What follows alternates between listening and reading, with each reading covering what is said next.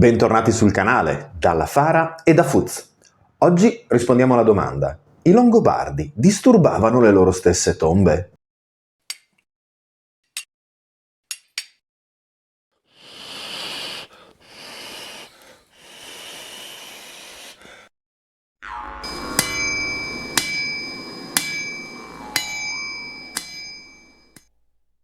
Come sempre, bentornati. Vi ricordo di iscrivervi al canale, cliccare la campanellina, commentare il video se vi è interessato e se volete supportare l'operato della Fara in generale, ricordatevi che in descrizione trovate come diventare abbonati o Patreon per avere contenuti in anticipo o dietro le quinte. A proposito di contenuti in anticipo, gli abbonati ai Patreon vedranno questo video probabilmente fra sabato sera e domenica mattina, quindi ha senso ricordargli che domenica 17 saremo al Castelletto Savorgnan di Artegna, ultimo l'accerto della complessa stratigrafia del colle di Artegna, castrum longobardo citato da Paolo Diacono, e all'interno della mostra archeologica alcuni membri della Fara porteranno avanti le nostre consuete didattiche e narrazioni sul mondo longobardo. Ha senso comunque comunicarlo anche a chi non è abbonato e non Patreon vedrà questo video a partire da lunedì, perché la stessa iniziativa si ripeterà domenica 24 novembre, sempre negli orari di apertura della mostra archeologica. Quindi, se foste interessati, ci trovate per 2 domeniche ad Artegna. Bene, veniamo all'argomento di oggi. Lo spunto per questo video nasce da questa bellissima pubblicazione. Chi di voi ci segue conosce benissimo questa collana, Archeologia Barbarica. Archeologia Barbarica è una collana di pubblicazioni che in realtà fa seguito a delle iniziative culturali legate a convegni e studi che rientrano sempre sotto la denominazione Archeologia Barbarica, volute e spinte dall'Università Cattolica di Milano e dal Museo Archeologico Nazionale di Cividale del Friuli. Questo è il 7° volume, vi abbiamo parlato tantissimo dei volumi precedenti, in particolare del primo, che era veramente una pubblicazione nuova per il settore, con un respiro molto ampio. Vi abbiamo parlato molto spesso di quella in cui sono stati pubblicati i primi studi genetici sulle necropoli longobarde in Ungheria, paragonate a quelle in Piemonte. Vi abbiamo parlato ovviamente del megatomo redatto da Marco Valenti su tutto il Barbaricum, è il numero 5 se non sbaglio, e appunto dal 31 ottobre se non sbaglio è diventato disponibile il volume numero 7 di Archeologia Barbarica intitolato Furto e ritualità, riaprire le sepolture nell'Alto Medioevo. L'argomento è sicuramente di nicchia, diciamocelo chiaramente, siamo rientrati in quel meraviglioso sottoinsieme dei video della Fara in cui ci dedichiamo ai nostri gusti particolarmente nerd e che spesso hanno a che fare con i morticini. Chi ci segue da poco magari non ha presente che tutte le informazioni che noi abbiamo sui corredi che poi ricostruiamo, gli abiti, le armi, i gioielli, l'alimentazione, derivano al 90% dai dati riportati dagli scavi relativi alle necropoli, cioè ai cimiteri. Sono le tombe a darci il grosso delle informazioni sulla vita quotidiana dei Longobardi. Di conseguenza un tomo come questo è interessantissimo. Sarebbe stato perfetto per fare un video spooky season per Halloween sulla riapertura delle tombe. Purtroppo è arrivato i primi di novembre e ne parliamo adesso. In realtà, anche per chi non fosse così nerd dell'argomento, ovviamente ci dà un punto di vista molto diverso e innovativo, soprattutto sull'Italia, sulla questione delle tombe disturbate. Sì, perché la questione che le tombe antiche vengano depredate o disturbate è qualcosa che è noto a tutti. Ricordiamo tutti Alberto Angela che se la prende con i tombaroli etruschi. Ok, sembravo più Marco Re che faceva Angela, però ci siamo capiti.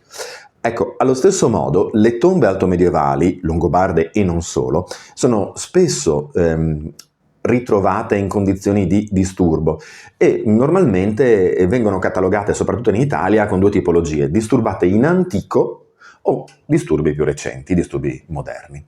Il disturbo spesso e volentieri è legato alla depredazione della tomba, quantomeno nella lettura tradizionale di questi fenomeni, cioè si è scoperchiata la tomba per rubare i monili e quindi non c'è nessun altro significato, c'è stato un ladro.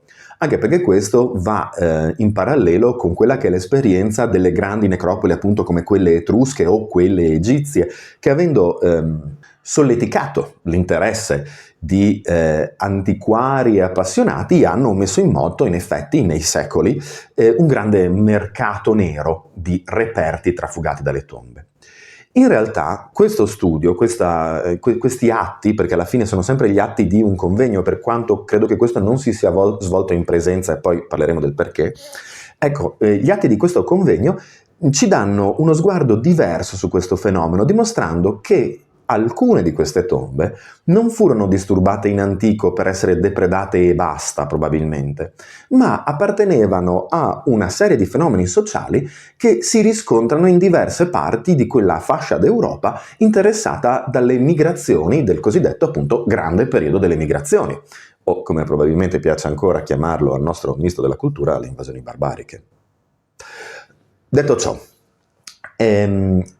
i contributi sono quasi tutti relativi al mondo Oltralpe, perché in quel contesto, come spesso accade, questo oggetto di studio, cioè l'approfondimento sulle tombe disturbate, riaperte, rimaneggiate con l'asportazione di materiali, è iniziato da più tempo. Di conseguenza ci sono delle interessantissime letture sulla situazione merovingia, la situazione del periodo merovingio in Baviera, in Austria, la situazione in Ungheria, proprio in quelle necropoli di cui poi si è fatto il confronto genetico con le necropoli italiane. La professoressa Giostra, che ci avete sentito nominare fino alla nausea, ma se non sapete chi è andate a googolare Caterina Giostra Longobardi, vi si aprirà un mondo. Invece fa un bel intervento, che lei stessa definisce iniziale, sulla necropoli di Povegliano Veronese. Abbiamo già parlato in passato di Povegliano Veronese. Povegliano Veronese è una grande necropoli. Povegliano Veronese è una necropoli molto interessante che è salita agli onori della cronaca in particolare per una deposizione singolare, cioè la presenza di un cavallo acefalo, cioè senza la testa, e di due cani di dimensioni medio-grandi, probabilmente levrieri. Questa sepoltura, non legata, non connessa a nessuna tomba di cavaliere, viene identificata dagli archeologi come parte di un rito forse di iniziazione, di sacralizzazione del territorio della necropoli, non lo sappiamo.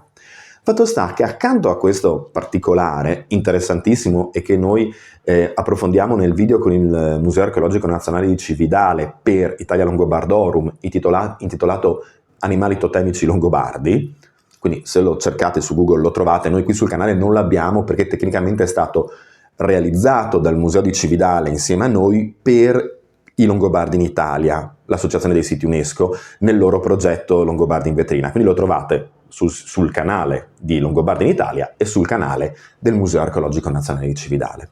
Ecco, tolta questa peculiarità, la professoressa Giostra analizza la casistica di tombe disturbate in antico all'interno della necropoli di Povegliano Veronese e ci mostra una casistica che ora qui non starò a elencare nello specifico per non annoiarvi, questi video sono brevi, sono riassunti, ricordo sempre che in bibliografia trovate i testi di riferimento e vi invito quindi ad andare ad approfondirli se aveste curiosità maggiori. I nostri video sono appunto delle introduzioni e delle descrizioni. Ecco che la professoressa però identifica circa 5 tipologie di disturbi legati a quando avvengono rispetto alla deposizione, cioè al funerale, se vogliamo semplificare, e nel modo in cui avvengono.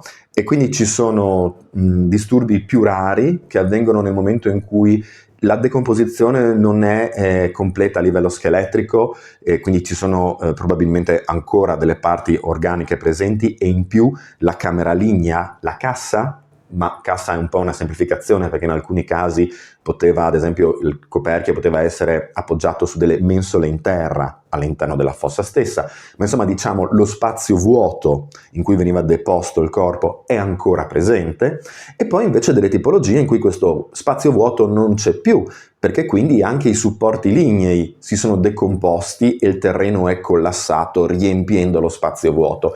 Questo ci dà un'idea, ad esempio, del tempo trascorso, cioè il fatto che queste tombe non vengono disturbate immediatamente, non vengono quindi derubate perché al funerale si è visto che è stata deposta la nobildama con le fibule a S, le fibule a staffa e appena cala la notte vengono rubate. Passano mesi o anni prima di queste riaperture. Alcune di queste riaperture, tra l'altro, interessano in alcuni casi solo la parte centrale della sepoltura, la parte diciamo del busto, che quindi mostra un disturbo nelle ossa di questa parte, ma trova ancora in connessione anatomica le gambe e in alcuni casi nella posizione corretta il cranio, a dimostrazione quindi che 1. La tomba dall'alto ancora si riconosceva e 2. Che l'interesse era focalizzato a quella zona. Le analisi e i confronti che la professoressa e il suo gruppo di lavoro portano avanti lasciano intendere che probabilmente queste riaperture, tolte quelle in cui le ossa vengono raccolte e rideposte in fosse più piccole, in questo caso ad esempio intorno alla fossa del cavallo e dei cani, quindi forse mantenendo un certo rispetto e riposizionando questi defunti all'interno della zona più antica, magari defunti che invece provenivano dalla parte più esterna del cimitero. Ecco, tolti questi casi di escavazione e riposizionamento delle ossa, ecco, negli altri casi, quindi casi in cui il morto viene disturbato, soprattutto nella parte centrale del busto, e ne consegue una mancanza di manufatti ricchi, che nel caso di Povegliano Veronese è statisticamente rilevante, cioè per una necropoli così mancano, non tutti, ma ci si aspetterebbe la presenza di maggiori manufatti, sia femminili, fibule eccetera, sia maschili, armi, cinture. Ecco, in quest'ottica la mancanza di questi elementi e quindi la loro asportazione dalla tomba originale viene interpretata dalle studiose non tanto come appunto un furto o una delegittimazione del morto. Gli togliamo gli attributi perché non se li merita, perché è una damnatio memoriae, perché lo colpiamo a posteriori lui e la sua famiglia, ma piuttosto come una legittimazione dei vivi. Noi non possiamo sapere se a aprire queste tombe fossero i familiari, ma se così fosse, riprendere quelli che erano i simboli del ruolo sociale dell'antenato recente, poteva essere un modo per riaffermare il proprio ruolo nella comunità.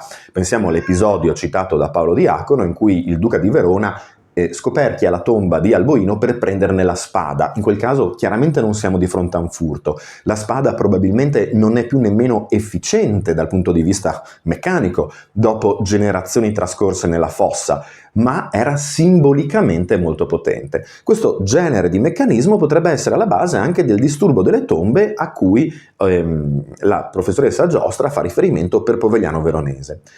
Lo studio si propone ovviamente poi di riapprofondire, di fare dei confronti, ad esempio dei confronti genetici fra le ossa spostate e i vari nuclei sepolcrali, per capire se ci sia una tendenza familiare a queste pratiche, ma sono appunto studi per il futuro e che si auspicano anche che diventino generali nelle nuove necropoli indagate, nel senso che da adesso in poi si tenga conto di questo aspetto per tentare di ricostruire ma in maniera più approfondita le dinamiche funerarie non solo legate al momento stesso della deposizione, perché sembra che appunto la necropoli, il cimitero, fosse un ruolo di importanza sociale dilatato, prolungato. Il morto, la memoria del morto sembra permanere a lungo. Questi scavi mostrano che si riconosceva dove era la tomba, anche se magari non perfettamente la silhouette della fossa, e quindi lo scavo secondario va un po' oltre i limiti della fossa originaria, ma si riconosceva e probabilmente si sapeva cosa si andava a cercare. Un piccolo intervento all'interno sempre di questa pubblicazione, ad esempio, approfondisce la questione legale, mostrando come l'editto di Rotary abbia una casistica specifica per i disturbi delle tombe, con tanto di multa da 900 solidi, nel caso che questo disturbo sia stato fatto in maniera fraudolenta da non familiari. Quindi di nuovo vediamo che in realtà se sei un familiare e hai dei motivi per farlo, puoi farlo. La legge non dice nulla a riguardo, anzi il silenzio della legge lascia intuire che fosse una pratica, mentre se a farlo è qualcuno esterno alla famiglia e quindi il nucleo familiare va risarcito, e se il nucleo familiare non è più presente va risarcita la corte regia, dimostrando quindi di nuovo il valore sociale e identitario della necropoli, che si spalma ben oltre il funerale in sé. Sempre lo stesso testo, ciao Zelda, mette in risalto come lo stesso tipo di pena pecuniaria venga richiesto per chi invece cerca di nascondere un omicidio. Sappiamo che l'omicidio e la violenza fisica nell'età altomedievale non era una rarità, anzi le leggi tentavano di irreggimentarla, ma non era per nulla raro che le questioni venissero risolte in malo modo dal nostro punto di vista. La questione è se l'omicidio cerca di essere realizzato di nascosto, quindi al di fuori delle norme della legge, al di fuori del quadrigildo, al di fuori di tutte le pratiche che rendono socialmente accettabile un omicidio.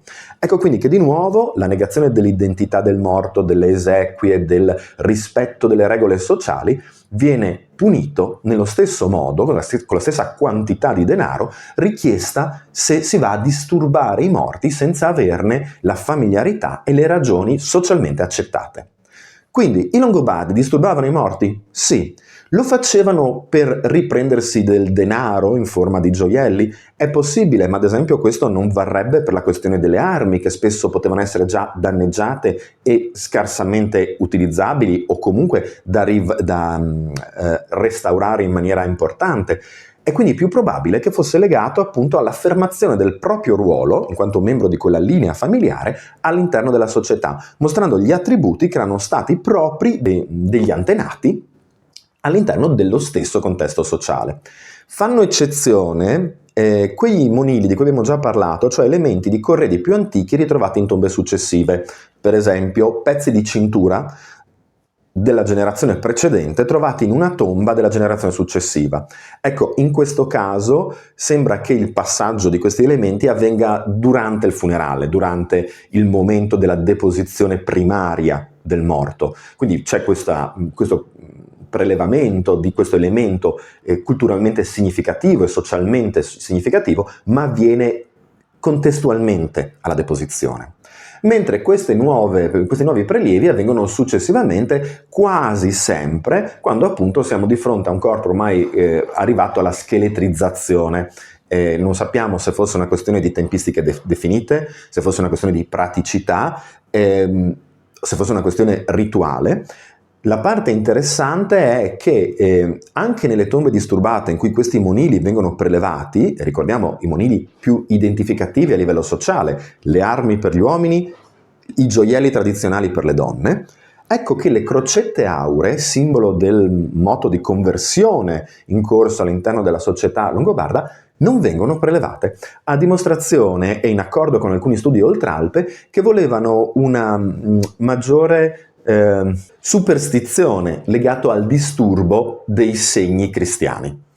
Di nuovo, non possiamo sapere se fosse perché si dava più peso ai simboli cristiani rispetto a quelli tradizionali o perché il modo in cui la religione cristiana era stata recepita era una religione che portava a pene e punizioni, come sappiamo, come ancora oggi viene interpretato il cattolicesimo tradizionale.